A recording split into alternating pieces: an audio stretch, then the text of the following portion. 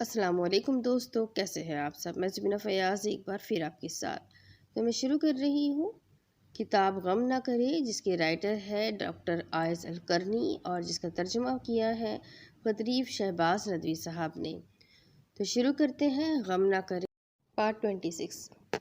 یا حیّ یا قیوم برحمتی کا استغیث۔ اس پیاری دعا میں ایک عجیب و غریب مناسبت ہے۔ صفت حیات تمام صفات کمال کو متضمن اور مستلزم ہے۔ قیومت کی صفت تمام صفات افعال کو متضمن ہے۔ اس لیے اللہ کا اسم اعظم، جس سے اللہ کو پکارا جائے تو وہ سنتا ہے اور جس سے مانگا جائے تو وہ دیتا ہے، الحی القیوم ٹھہرا۔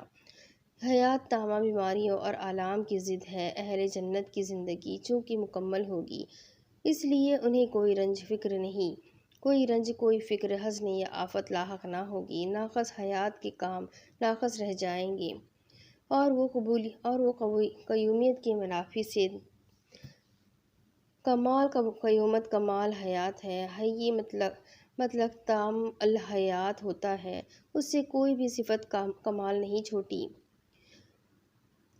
قیوم کے لیے کوئی بھی کام دشوار نہیں ہوتا، لہٰذا صفت حیات اور قیومت تسلسل حیات کو نقصان دہ چیزوں سے بچانے میں بڑا مؤثر ہے۔ بقول شاعر، بخدا ہر وہ چیز جس سے تم خوف کھاتے اور ڈرتے ہو مکروہ نہیں، نہ ہر وہ چیز جسے تم چاہتے ہو محبوب ہے۔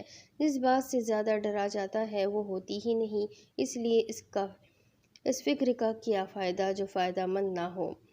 امر واقعہ کو قبول کر لے تو حزن نہ ہوگا، مشکل امر کو آسان سمجھ لے تو آسان ہو جائے گا۔ کسی چیز سے مایوس ہو جائیں گے تو آپ کے دل کو تسلی مل جائے گی۔ عنقریب اللہ اور اس کا رسول ہمیں اپنے فضل سے نوازیں گے۔ بلا شبہ ہم اللہ کی طرف رغبت رکھتے ہیں۔ میں نے پڑھا ہے کہ ایک شخص کھڑکی سے کودا، اس کی بائیں انگلی میں انگوٹھی تھی، انگوٹھی کھڑکی کی ایک کیل میں گڑ گئی، جیسے ہی وہ نیچے آیا وہ کیل انگلی میں لگی اور اس کو جڑ سے اکھاڑ دیا اور 4 انگلیاں رہ گئیں۔ وہ کہتا ہے کہ مجھے یہ یاد ہی نہیں کہ میرے بس 4 انگلیاں ہیں۔ ہاں، جب وہ واقعہ یاد آتا ہے تب خیال آتا ہے کہ میں 1 انگلی کھو چکا ہوں۔ میرا کام چل رہا ہے اور جو ہوا اس پر میں دل سے راضی ہوں۔ اللہ نے جو مقدر میں لکھا وہ ہوا اور وہ ہوتا ہی ہے۔ مجھے یاد ہے کہ ایک شخص کا بایاں بازو کسی بیماری کے سبب کندھے سے اکھڑ گیا۔ اس نے لمبی عمر پائی، شادی کی اور کئی بیٹے ہوئے اور وہ بہت آسانی سے اپنی کار چلاتا تھا۔ وہ اطمینان سے اپنا کام کر لیتا تھا۔ ایسا لگتا تھا جیسے اللہ نے اس کے ایک ہی ہاتھ بنایا ہے۔ جو اللہ نے دیا اس پر راضی رہو، آپ کو غنا کی دولت مل جائے گی۔ بقول شاعر، اپنے نفس سے پوچھو، کیا رونے دھونے سے وہ قیمتی چیز مل جائے گی جو گم ہو گئی؟ نفس کو اس سے سکون ملے گا۔ اپنے ماحول سے ہم جلد مانوس اور حالات سے بہت جلد سمجھوتہ کر لیتے ہیں۔ 50 سال پہلے گھر میں کیا فرنیچر ہوتا تھا؟ کھجور کی چٹائی، اس کا فرش، پانی کا گھڑا، مٹی کی ہانڈی، پیالہ، سینی اور لوٹا، اسی پر زندگی گزر رہی ہوتی تھی اور معیشت کی گاڑی چل رہی تھی، کیونکہ ہم اس زندگی کے عادی اور اس ماحول سے راضی تھے۔ بقول شاعر، نفس کو جتنی ترغیب دو گے اتنا ہی اور زیادہ کا مطالبہ کرے گا اور کم کی طرف لوٹاؤ گے تو قناعت اختیار کر لے گا۔ کوفہ کی جامع مسجد میں 2 قبیلوں کے مابین فتنہ بپا ہوا۔ انہوں نے تلواریں کھینچ لی، نیزوں کا نشانہ سادھ لیا، ہنگامہ ہو گیا۔ بس قریب تھا کہ کھوپڑیاں کٹ کٹ کر گرنے لگیں کہ ایک آدمی وہاں سے سرک گیا اور مسئلہ کبیر بردباری میں مشہور حنف بن قیس کی تلاش میں نکلا۔ انہیں گھر پر بکری دوہتے ہوئے پایا۔ جو چادر اوڑھے تھے وہ بمشکل 10 درہم کی ہوگی۔ کمزور اور نحیف و نزار جسم والے احنف کے پاؤں بھی مڑے ہوئے۔ لوگوں نے انہیں ماجرا بتایا، لیکن ان کے نہ رونگٹے کھڑے ہوئے نہ اضطراب پیدا ہوا، کیونکہ وہ اس قسم کی واقعات کے عادی ہو چکے تھے، انہی میں جی رہے تھے۔ انہوں نے لوگوں سے کہا، سب ٹھیک ہو جائے گا انشاءاللہ، گویا کچھ ہوا ہی نہیں۔ افطار کا وقت ہو گیا۔ افطاری آئی جس میں سوکھی روٹی کا ٹکڑا، زیتون کا تیل، نمک اور پانی کا ایک گلاس تھا۔ پھر بسم اللہ پڑھ کر کھایا اور الحمدللہ اور اللہ کی حمد کی کہنے لگے۔ عراق کا گیہوں، شام کا زیتون، مرو کا نمک اور دجلہ کا پانی، یہ اللہ کی بڑی نعمتیں ہیں۔ پھر کپڑا پہنا، عصا ہاتھ میں لیا اور مجمع کے پاس پہنچے۔ لوگوں نے انہیں دیکھا تو گردنیں اٹھا اٹھا کر اور آنکھیں جما کر انہیں دیکھنے لگے اور خاموش ہو کر ان کی بات سننے لگے۔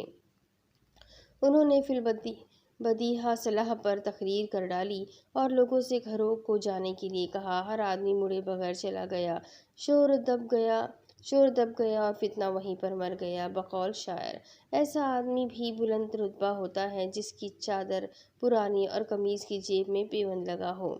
اس قصے سے یہ سبق ملتا ہے، بڑائی اور عظمت ظاہری سج دھج اور ٹپ ٹاپ کی چیز نہیں، مال کم ہونا بدبختی کی علامت نہیں، اسی طرح خوش نصیبی یہ نہیں کہ آدمی کے پاس تعیش اور آسائش کی ڈھیر ساری چیزیں ہوں۔ انسان کو جب اس کا رب آزماتا ہے اور اس کو عزت و نعمت سے نوازتا ہے تو وہ کہتا ہے کہ میرے رب نے میری عزت افزائی کی، اور جب روزی تنگ کر کے اسے آزماتا ہے تو وہ کہتا ہے کہ میرے رب نے میری اہانت کی۔ صلاحیتیں اور اچھی صفات ہی انسان کی قیمت ہے، اس کا کپڑا، جوتا، محل یا کوٹھی نہیں۔ اس کا وزن علم، کرم، حلم اور عقل میں ہے۔ تم میں اللہ کے نزدیک زیادہ معزز وہ ہے جو زیادہ تقویٰ والا ہے۔ ہمارے موضوع سے اس بحث کا تعلق یہ ہے کہ سعادت و خوش نصیبی بہت زیادہ مالداری، بہترین محل اور سونے چاندی میں نہیں ہے۔ خوش نصیب وہ اہل دل ہے جو ایمان والا ہے، راضی بغضب ہے، محبت والا ہے، جسے روشنی حاصل ہے۔ تمہیں ان کے مال اور ان کی اولاد مبہوت نہ کر دے۔ کہہ دو اللہ کے فضل اور اس کی رحمت پر لوگوں کو خوش ہونا چاہیے۔ جو مال یہ جمع کر رہے ہیں اس سے بہتر اللہ کا فضل ہے۔ اپنے کو خوئے تسلیم و رضا کا عادی بنائیے، اس کے سوا کوئی چارہ نہیں۔ کیا آپ زمین میں کوئی سرنگ یا آسمان میں سیڑھی لگا لیں گے؟ یہ بھی آپ کو فائدہ نہ دے گا، نہ قضا و قدر سے بچا سکے گا۔ پھر حل کیا ہے؟ حل یہ ہے کہ راضی ہو اور مان لے۔ جہاں بھی تم رہو گے تمہیں موت پالے گی، اگرچہ تم مضبوط بنائے ہوئے برجوں میں کیوں نہ ہو۔ میری زندگی کے سخت اور مشکل ترین اوقات میں وہ ساعت بھی تھی جب ڈاکٹر نے مجھے خبر دی کہ میرے بھائی محمد کا ہاتھ کندھے سے کاٹا جائے گا۔ یہ خبر مجھ پر صاعقہ بن کر گری، لیکن میں نے اپنے اوپر قابو پا لیا۔ میری روح اللہ کے اس فرمان کی طرح متوجہ ہو گئی کہ جو بھی مصیبت آتی ہے وہ اللہ کے اذن سے آتی ہے۔ جو اللہ پر ایمان رکھتا ہے اللہ اس کے دل کو ہدایت دیتا ہے، اور یہ کہ صبر کرنے والوں کو بشارت دے دیجیے۔ وہ لوگ جنہیں کوئی مصیبت لاحق ہوتی ہے تو کہتے ہیں نا، انا للہ و انا الیہ راجعون۔ یہ آیات میرے لیے ٹھنڈک، سلامتی اور سکون و بشاشت بن گئی۔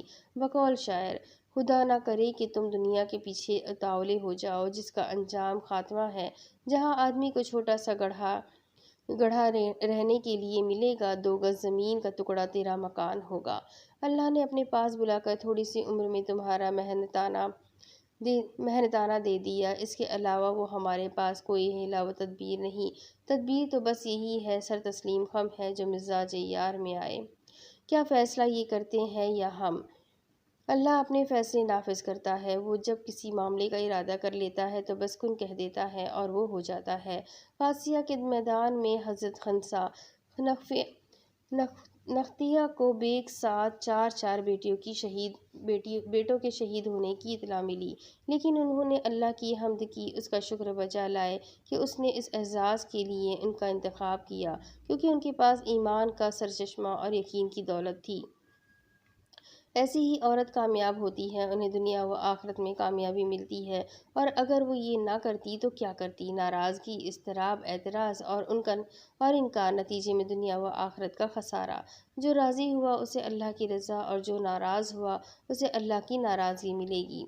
مصائب کا مرہم اور بحرانوں کا علاج یہ ہے کہ انا للہ و انا الیہ راجعون کہا جائے۔ مطلب یہ ہے کہ ہم سب اللہ کے ہیں، ہم اس کی مخلوق اور اس کی ملکیت ہے، اسی کی طرف واپس جانا ہے۔ مبدا اور معاد وہی ہے، معاملہ سب اس کے ہاتھ میں ہے، ہمارے اختیار میں کچھ نہیں ہے۔ ہر شے ہلاک ہو جائے گی، صرف اس کی ذات باقی رہے گی۔ کائنات میں ہر چیز فانی ہے، تم بھی مرو گے، یہ بھی مرنے والا ہے۔ اگر آپ کو اچانک یہ خبر ملے کہ آپ کا گھر جل گیا ہے، یا بیٹا مر گیا ہے، یا مال ختم ہو گیا ہے، تو آپ کیا کریں گے؟ ابھی سے اپنے کو عادی بنائیے، راہ فرار کام نہ دے گی، قضا و قدر سے بچ سکتے ہیں۔ معاملہ جو بھی ہے مان لیجئے، تقدیر پر راضی ہو جائیے، واقعے کا اعتراف کیجئے، اجر کمائیے، کیونکہ اس کے علاوہ چارہ نہیں۔ ہاں ایک چیز اور ہے، لیکن وہ درست نہیں ہے، اس سے آپ کو خبردار کرتا ہوں۔ وہ یہ ہے کہ آپ اکتائیں، پریشانی و اضطراب کا اظہار کریں، ناراض و غضبناک ہو۔ اس سے آپ کو کیا حاصل ہوگا؟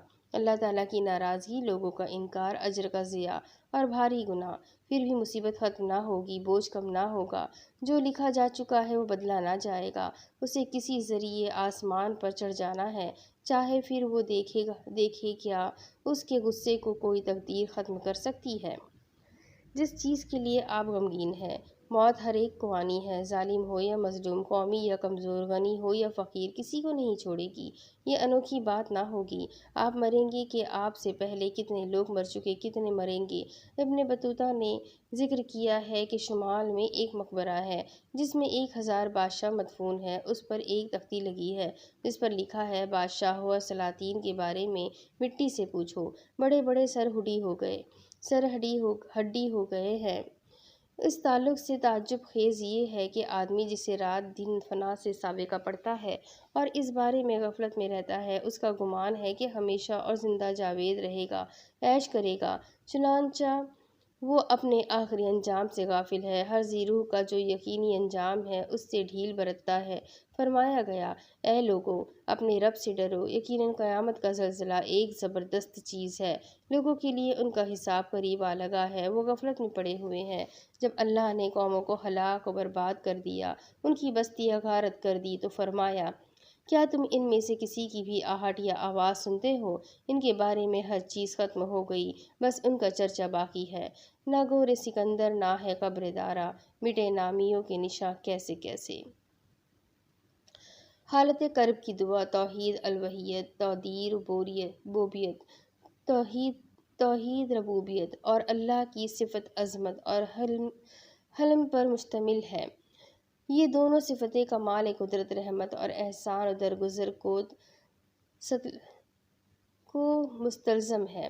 اس کے کمال ربوبیت کو شامل ہے، جو عالم علوی، عالم سفلی اور عرش کا رب ہے، جو سب سے بڑا اور اونچا ہے۔ ربوبیت نامہ اس کی توحید کو مستلزم ہے کہ وہی ذات واحد عبادت، خوف، رجا، اطاعت، حب اور اجلال کے لائق ہے۔ اس کی عظمت متعلقہ اسے مستلزم ہے کہ ہر کمال کا اثبات اس کے لیے ہو، ہر نقص اور تمثیل کی اس سے نفی کی جائے۔ اس کا حلم اس کی کمال رحم اور مخلوقات پر احسان کو مستلزم ہے۔ ان باتوں کو دل جان جائے، ان کی معرفت پالے تو اس سے اس کی محبت، اجلال اور توحید واجب ہوتی ہے، اور اس سے وہ خوش و سرور اور لذت ملتی ہے جس کے ذریعے کرب، غم اور غم فکر کی آلام دور ہو سکتے ہیں۔ تو آپ دیکھیں گے کہ جب مریض کو خوشکن خبر ملتی ہے تو نہ صرف اسے تقویت ملتی بلکہ حسی مرض بھی اس سے دور ہو جاتا ہے۔ قلب کے لیے اس شفا کا حصول زیادہ مناسب اور زیادہ لائق ہوتا ہے۔ افسردہ نہ ہو، یہ بدنصیبی کا راستہ ہے۔ جریدہ المسلمون اپنے شمارہ نمبر 240/1410 میں لکھتا ہے کہ دنیا بھر میں 200 ملین لوگ افسردگی میں مبتلا ہیں۔ یہ بیماری روئے ارض پر چھا رہی ہے۔ اس میں مالدار یا غریب ملک، مغربی یا مشرقی کی کوئی تفریق نہیں، یہ سب کو لاحق ہے اور اکثر اوقات خود کشی پر منتج ہوتا ہے۔ خودکشی بڑے ناموں، القاب، عہدوں اور مملکتوں کو نہیں دیکھتی ہے، ہاں ایمان سے اسے خوف لاحق ہے۔ بعض اعداد و شمار بتاتے ہیں کہ دنیا بھر میں 200 ملین مریض اس کا نشانہ ہیں۔ جدید ترین اعداد و شمار بتاتے ہیں کہ 10 افراد میں سے کم از کم ایک ضرور اس کا شکار ہے۔ اس مرض کی خطرناکی کا عالم یہ ہے کہ یہ صرف بڑوں کو لاحق نہیں ہوتا بلکہ ماں کے پیٹ میں پل رہے بچے کو بھی نشانہ بنا لیتا ہے۔ افسردگی خودکشی کا دروازہ ہے۔ اللہ نے فرمایا، اپنے آپ کو قتل نہ کرو اور اپنے آپ کو ہلاکت میں نہ ڈالو۔ خبر رساں ایجنسیوں کے حوالے سے یہ خبریں آتی رہیں گی کہ افسردگی کا مرض سابق صدر امریکہ رونالڈ ریگن کو بھی لاحق ہو گیا تھا، جس کا سبب یہ تھا ان کی عمر 70 سے تجاوز کر چکی تھی، جبکہ کئی اور بھی امراض انہیں لاحق تھے۔ اور جلدی ان کے کئی آپریشن بھی ہوئے تھے، اگرچہ تم مضبوط برجیوں میں کیوں نہ ہو۔ ان کے علاوہ اور بھی کئی مشاہیر ہیں، خاص طور پر وہ جو آرٹ سے جڑے ہیں، انہیں یہ بیماری لاحق ہو جایا کرتی ہے۔ شاعر صلاح جاہین کی موت کا بنیادی سبب اکتاہٹ و افسردگی کو ہی بتایا جاتا ہے۔ یہ بھی کہا جاتا ہے کہ نیپولین بوناپارٹ بھی جلاوطنی میں افسردہ دلی کا شکار ہو کر مر گیا تھا۔ ان کی روح نکلتی ہے کفر کی حالت میں۔ گزشتہ دنوں ایجنسیوں کے حوالے سے ایک خبر بھی دنیا بھر کے اخبارات نے نقل کی اور چرچا کا موضوع بنی رہی کہ ایک جرمن ماں نے ایک گھناؤنے جرم کا ارتکاب کیا کہ اس نے اپنے 3 بچوں کو مار ڈالا۔ پتہ چلا کہ اس کا سبب یہ تھا کہ افسردگی کا شکار تھی۔ اسے اپنے بچوں سے شدید محبت تھی۔ اسے خوف ہوا کہ ان بچوں کو بھی افسردگی لاحق ہو جائے گی، اس لیے اس نے فیصلہ کیا کہ ان تینوں کو قتل ہی کر دیا جائے تاکہ انہیں یہ عذاب نہ لگے۔ اس کے بعد اپنے آپ کو بھی مار ڈالا۔ عالمی ادارہ برائے صحت کے اعداد و شمار معاملے کی نزاکت بتاتے ہیں، چنانچہ 1973 میں دنیا بھر میں افسردگی کا شکار 3% تھے۔ 1978 میں یہ تناسب بڑھ کر 5% ہو گیا۔ ایک تحقیق یہ بھی بتاتی ہے کہ ہر 4 امریکیوں میں سے ایک شخص افسردگی کا شکار ہے، جبکہ 1981 کو شکاگو میں منعقدہ نفسیاتی اضطراب سیمینار کے صدر نے اعلان کیا کہ دنیا میں 100 ملین لوگ افسردگی کا شکار ہیں، جن میں زیادہ تر ترقی یافتہ ممالک سے تعلق رکھتے ہیں۔ ایک اور رپورٹ بتاتی ہے کہ دنیا میں 200 ملین افسردگی کے مریض ہیں۔ کیا یہ نہیں دیکھتے کہ ہر سال 1 بار یا 2 بار ان کو آزمایا جاتا ہے؟ ایک حکیم نے کہا، لیموں سے میٹھا شربت بنائیے۔ ایک نے کہا، ذکی اور عقل مند وہ نہیں جو اپنے فائدوں میں اضافہ کر لے، بلکہ وہ ہے جو اپنے نقصان کو بھی فائدے میں بدل لے۔ یہ وہ لوگ ہیں جن پر ان کے رب کی رحمت و سلامتی اور جو ہدایت یاب ہے۔ ایک مثال ہے کہ دیوار سے سر نہ ٹکراؤ۔ مفہوم یہ ہے کہ ایسے شخص سے تصادم مول مت لیجیے جس کی دشمنی سے آپ کو کوئی فائدہ نہ ہو۔ بقول شاعر، جس چیز کو آپ نہ کر سکے اسے چھوڑ دیں اور اسے چھوڑ کر جو کر سکتے ہیں اس میں لگے۔ اب اس کے آگے کی کہانی میں آپ کو اگلی قسط میں پڑھ کر سناتی ہوں کہ آگے اس کتاب میں اور کیا لکھا ہے۔ جاننے کے لیے میرے ساتھ بنے رہیں، چینل کو سبسکرائب ضرور کر لیں، بیل آئیکن کو ضرور دبا دیں، اور اگر آپ کو کتاب پسند آ رہی ہے تو اپنے لوگوں کے ساتھ شیئر کرنا بالکل بھی نہ بھولیں۔